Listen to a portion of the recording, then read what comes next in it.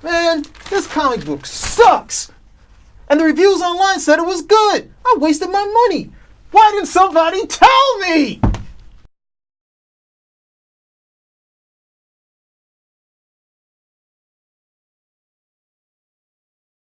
Hey everybody, this is Spinner Rack. We're doing our comic reviews. This is Petey right here, and we have Calvin Ellis, ready to rock.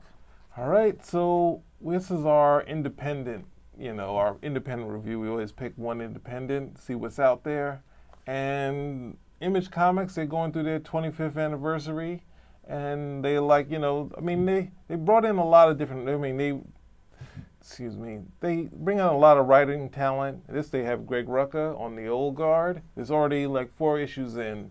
And, it is sort of a celebration because they've allowed them to start up, do new, Azzarello has his new title, Moonshine. So, they seem to allow these creators to do, what they want in these titles. And some of them are fun, some of them are weird. This one is dealing with I have to start and say, it's a little confusing. Because it comes in and we have this sad moment between these 2 characters, and it's a lot of mood stuff. When we don't need mood, we need to see these characters clearly. But there's one character and then this young kid, and something's happened to their family. But there's a little precursor in the inside, so that helped me a little.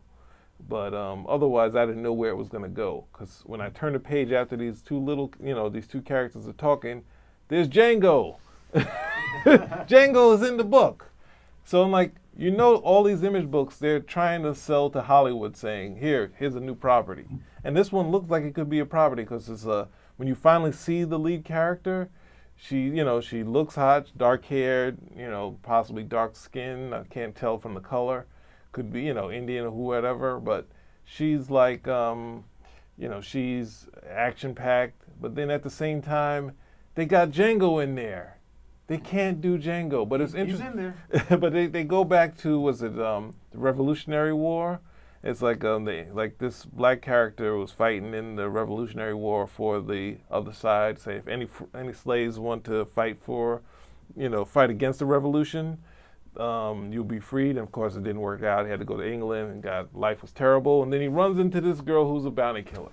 And just like Django, bounty killers don't fall in love. They do, but they send them in back for money. They only care about is money. They need money. They're scavengers. They don't decide, you know what? Now I won't. That's the whole point. They used to pick up. Well, this is during Revolutionary times, different from the Civil War. But when right before the Civil War, that's how they got their money. They could send free black people back to the South. That's what the whole 12 years a slave is. You're getting money for it. It's a business. So that was kind of strange, but it's this sort of nice moment in Australia. And then it goes to the present day. It's a big jump back, and she's been around for all these years, but she doesn't know how to use a computer and stuff like that. It's just a weird book, and obviously it's coming through in my review of it. It's all jumbled in. I had comic in hand, I didn't try to buy from Comixology to scan. I had it in hand, I'm still having a hard time. So what are your feelings on it?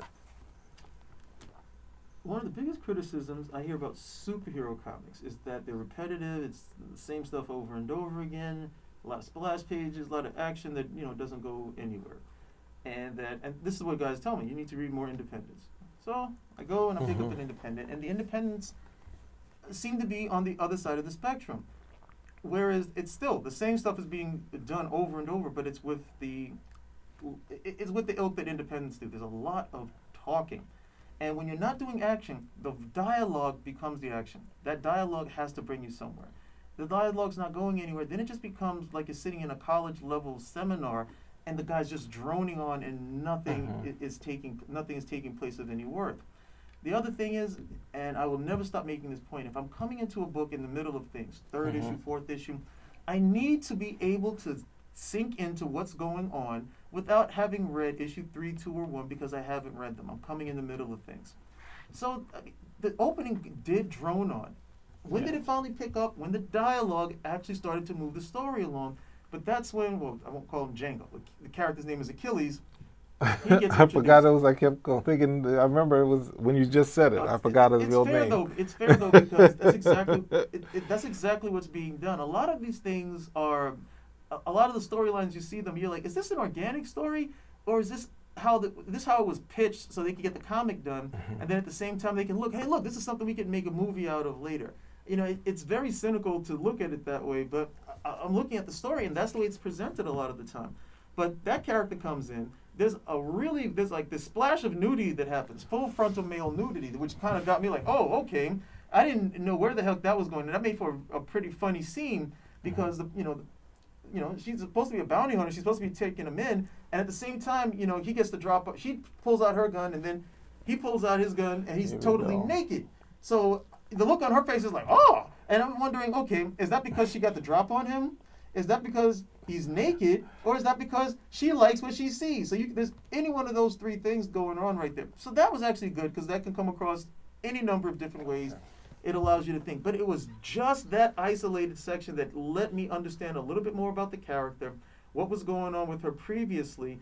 And then when we get to the other stuff, it's like, oh, I've seen this already. I've seen the dysfunction, not just the bad guy who's evil, but the dysfunctionally evil bad guy to the point nobody would. It's like that scene from Scarface, and they always want not Scarface from The Untouchables, and they always want to go like 10 times worse. Where Al Capone's walking around and he takes the baseball bat and he beats the guy to death right over there. And you have to ask yourself, if this guy's this crazy, who's going to work for him? Who's ever going to come there and allow themselves to be beaten in the head with a baseball bat after they see it the first time? So I just look at those things, and those are throwaway moments. There's like one, in between all the nonsense, there's that one outing where there's some good characterization, the dialogue works. But if you're not going to do a lot of action, and there's not a lot of action here, if it's going to be a lot of talking, the talking is now the action. The dialogue is now the action. That's the characterization. That's your plot movement, and there's just not a lot of it that happens here. Well, I mean, I guess, pretty much agreement with most of it. One of the things that threw me off was when they have a moment where they, like, say we're working on a heist, and I have a hint that he might turn against me.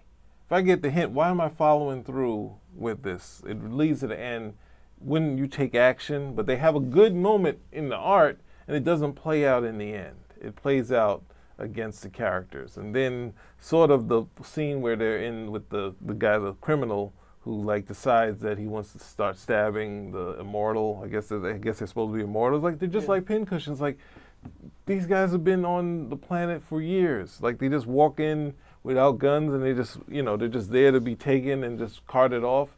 It's just like, it's set up to be a movie. Yeah. It's set up outside of Django. It reads like a treatment to a very large extent. Yeah. And again, with the indies, and I'm not looking to slate all indies, but they tend to fall on the same. There's there are the assassins, the immortals, like with the American Gods type of thing. Yeah. Then you have Saga. With Saga, what's that? That's the like the alien.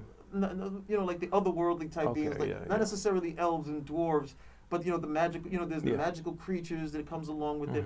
And the biggest thing is, and if they do a superhero book, the superheroes are in the background, like the Boys or Powers or something. The superheroes in the background. They don't know what the hell they're doing, and it's really just the little people, the detectives, like, oh man, I'm cleaning up the mess for these guys, along that. And then every once in a while, I'll read something that's a good, strong, it's a good, strong story. But this just wasn't it for me. This is not something I'd come back and read because what I wanted to know more about, they gave it to me in about 4 pages. Okay, this was her story over here. The Achilles character was more interesting because he was presented fully from start to finish. And then the Django in Australia. Yeah. That's the movie. That's the movie they're gonna pick. Not Shaft in Africa, Django in Australia. The other thing is that after that whole situation was done, it didn't really. It definitely fleshed out his character and what was his was on the Etra, but. Then I go with her, and I'm like, okay, so what are you now doing? Based on you gave us that storyline over there, or you gave us that part of your past, that's fully fleshed out. What does that have to do with anything that now comes over? Or was that just a story you needed to tell? And it makes for a good moment, but it doesn't really tie in anything else at the end of the day. Not enough for me to come back and read again. Yeah, I think. Well, since I think we read Saga a while back. And I think these books, there's nothing necessarily wrong outside of saying take the comic book as is and go back to adding captions.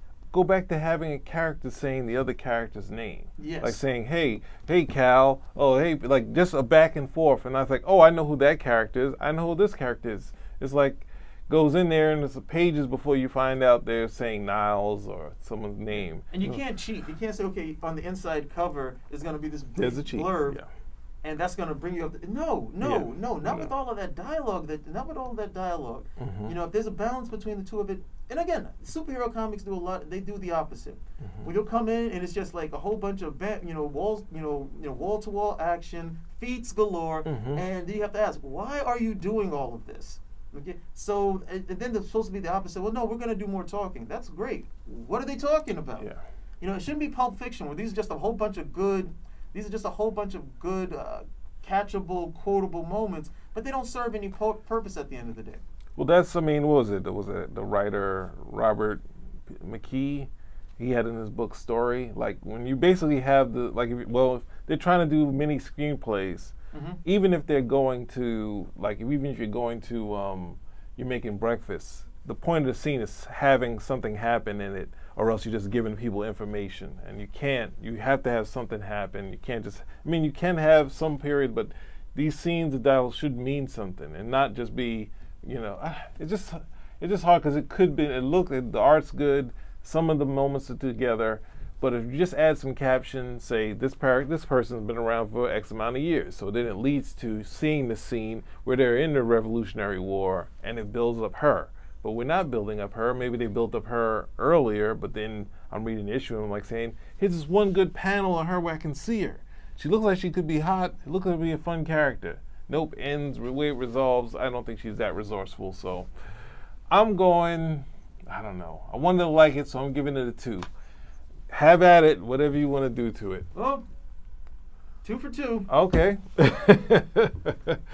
And that's not, I guess it's not too bad. I'd say check it out. Maybe if you want to. Are you going to go, do you want to go back and see the first 3? No.